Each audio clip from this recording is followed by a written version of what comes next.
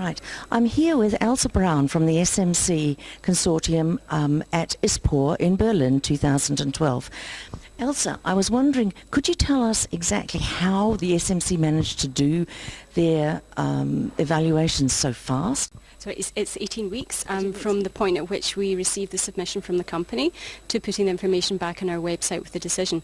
And I think the reason we work so quickly and we're able to work so quickly is because we use the manufacturer's information. So the sponsor company provide us with the data on the clinical and cost effectiveness of their treatment, and we appraise that. So we critically appraise it. We take the information, we look at it, we work out its strengths and weaknesses.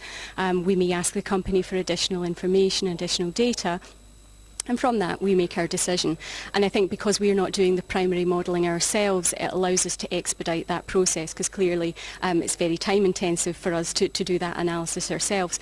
And I think often the reason we've taken this approach is because at that early point of launch, when we're making decisions very quickly after launch, we like to think we can influence practice rather than the medicine is out there and being used and then we're having to then put a decision out later and change practice at that point. And at that very early point of launch, often the company is that they are the people who have the best information on the medicine, and for us to try and find information which is maybe not published at that point or isn't available to us would become very challenging. So that is why we use the manufacturer's information. So do you have any concerns about the quality of assessment of the innovation, as we've just heard in the symposium?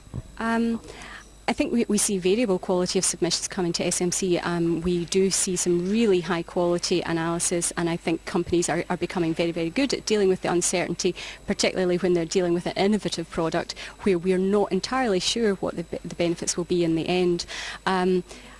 The good use of sensitivity analysis will often help a company to demonstrate the value of their product and try and give us a sense of that uncertainty and what it might mean for the cost effectiveness ratio, which at a base case level may be quite acceptable, but once we look at the eventual changes, once you take into account that uncertainty, what happens to the cost effectiveness ratio. So I think companies are becoming better at demonstrating the value of their products to us. Thank you very much. That's lovely. Thank you.